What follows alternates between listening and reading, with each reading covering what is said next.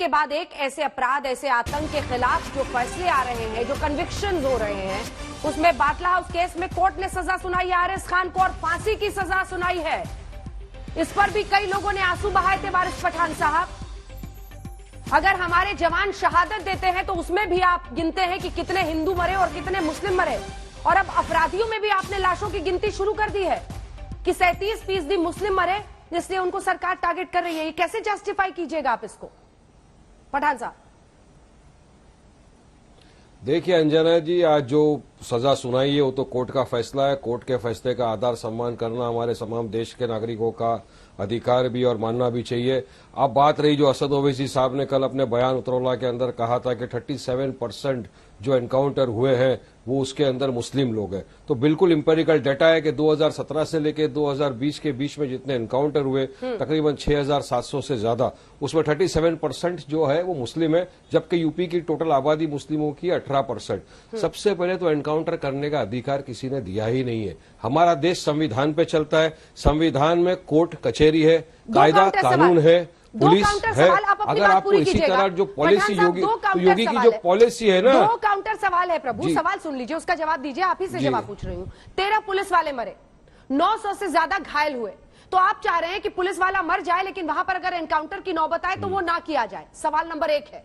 दूसरा सवाल है, आप कह रहे हैं 18 से 19% मुस्लिम है, तो आप चाह रहे हैं कि एग्जैक्ट रिप्रेजेंटेशन हो उसमें भी, मतलब अगर मुस्लिम मारे जाए तो वो 18-19% रहता, तो ओवैसी जी कहते फिर ठीक है। दोनों सवाल का जवाब। देखिए, पहला सवाल का जवाब आपका ये है कि जो पुलिस कर्मियों की हत्या हुई है उसके मैं पूरी तरह से मैं उसके समर्थन कि उनको नहीं होना चाहिए। मेरी सद्भावना है, मेरा उसके साथ इमोशनल अटैचमेंट है कि वो नहीं होनी चाहिए थी उनकी हत्या, और जिस किसी ने भी हत्या की है उसीलिए मैंने कहा अंजना जी पहले कि कोर्ट कचहरी है, पुलिस है। लेकिन योगी जी जिन्होंने संविधान की शपथ ली है और संविधान की शपथ लेके चीफ मिनिस्टर बने उत्तर प्रदेश के, वो जब ये कहते हैं ना कि ठोक डालो वाली जो पॉलिसी इस्तेमाल कर रहे हैं, ये कहां से लेकर आए? ये इसका मतलब तो आपको सारे पुलिस स्टेशन बंद कर देने चाहिए, सारी कोर्टें बंद कर देनी चाहिए, और योगी जी को जिसको समझ में आए उसको उठा के गोली मार देना चाहिए ना। तो फिर हम कौन से इसमें रह रहे हैं?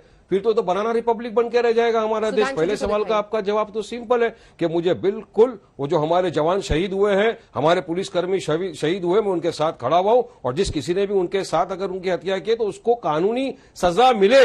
मगर एक सीएम के मुंह से इस तरह की बातें सुनना अच्छा नहीं लगता।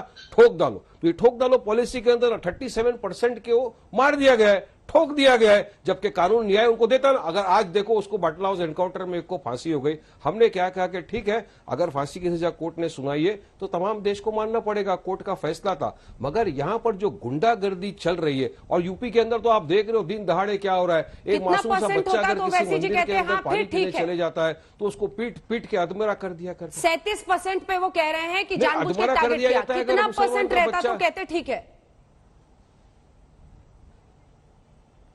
नहीं, ठीक तो होना ही नहीं चाहिए। असद ओवैसी साहब ने इंपेरिकल डेटा एक बताया है, वो डेटा तो झुटलाता नहीं है ना। डेटा तो असद ओवैसी साहब ने नहीं बनाया है, डेटा तो पब्लिक डोमेन के अंदर है। आपके मेरे सबके पास ये डेटा है, वो डेटा ये बता रहा है। तो इसका मतलब ये है कि आपकी जो नफरत की राजनीति है, आप जो नफरत फैला रहे हैं, ये नफरत की राजनीति को आपको खत्म करना चाहिए। पुलिस एनकाउंटर भी धर्म देख के करती है, ठीक है, जवाब ले रहे हैं विकास, सबका विश्वास। अरे सांसद तो ये सबका साथ कहां से आया? जवाब दीजिए। सबका साथ कहां से आया? आप अगर आप एक माइनॉरिटी कम्युनिटी को टारगेट करोगे तो सबका साथ सबका विकास तो होएगा ही नहीं ना कभी भी जिंदगी में।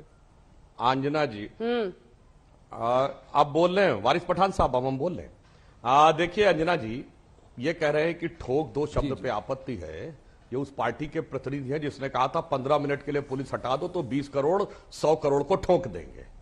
वो आके आज कह रहे हैं इनको आपत्ति है। और मैं एक और बात कहना चाहता हूं अंजना जी, अभी कहा जा रहा है कि मुस्लिमों को मारा जा रहा है। याद करिए, हाथरस कांड के समय कहा जा रहा था दलितों के ऊपर अत्याचार सबसे ज्यादा हो रहे हैं, वो मारे जा रहे हैं। किसी मौके पे कहा गया महिलाएं मारी जा रही हैं, एक मौके पे कहा गया ब्राह्मण मारे जा रहे हैं। तो भैया पिछले वाले आरोप वापस ले रहे हैं क्या सब? या जैसा मौका, जैसी फितरत वैसा काम कर दिया? मतलब जिसकी रही सियासत जैसी, उसने देखी सूरत वैसी। जिसको जिस समुदाय वर्ग की सियासत करनी हो वो आके कह दे। अब मैं कहना चाहता हूं, जो इंपेरिकल डाटा दिया ना ओवैसी साहब ने मुसलमानों का, साहब एक और इंपेरिकल डाटा आपको देता हूं। देश का एक और क्षेत्र है जहां मुसलमान सबसे ज्यादा है, कलाकार फयूद्दीन डागर, बड़े गुलाम अली, उस्ताद बिस्मिल्लाह खां, उस्ताद अल्लाह रक्का खां, उस्ताद जाकिर हुसैन, उस्ताद अमजद अली खां, और ये मेरा नहीं, जदयू के एक पूर्व बड़े नेता जो उनकी पार्टी में, उन्होंने बयान दिया था कि इतने सारे लोग एक एक कम्युनिटी के हो जाते हैं।